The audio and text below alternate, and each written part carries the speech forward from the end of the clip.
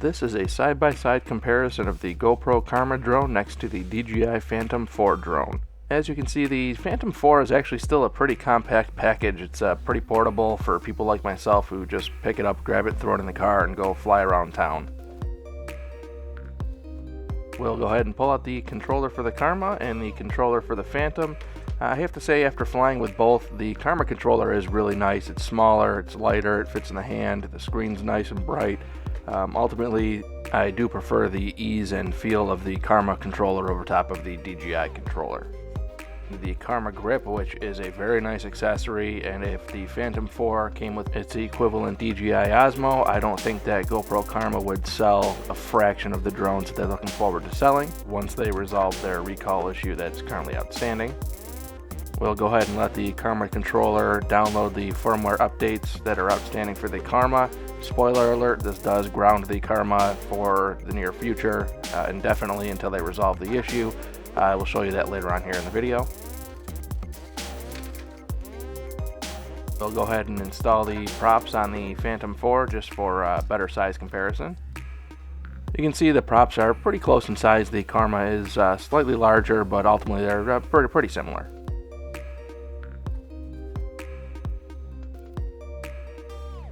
Holding them on top of each other, you can see they're pretty close in size. The height-wise, Karma obviously wins hands down.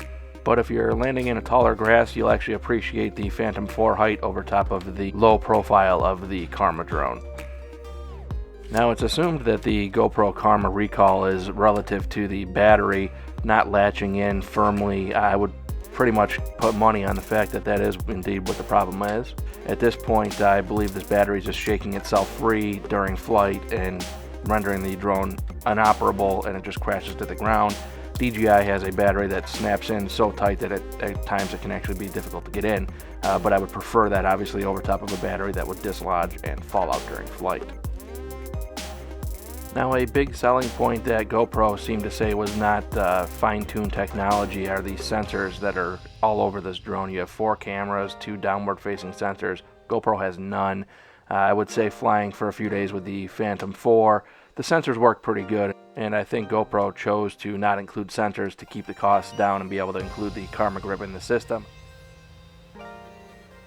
And as much as I like the GoPro Karma controller over top of DJI, obviously having a full-size iPad on there for a screen with all the intelligent flight modes as well makes this a superior system. So while the Karma controller feels better, you do get a more robust system with the DJI Phantom 4. And here you can see the mandatory firmware update. All it does is grounds the Karma forever. At this point, you have to return it. The thing is rendered completely useless. I do commend GoPro on this action, as if they did not do this, there would be possibly people flying these drones, having them fall out of the sky, and possibly hurting people pretty bad. So good move, GoPro. But what sucks most of all is that you're not letting us keep these Karma grips, which are probably equally as good, if not better, than the drone itself. I will greatly miss this Karma grip. It was an awesome piece of equipment.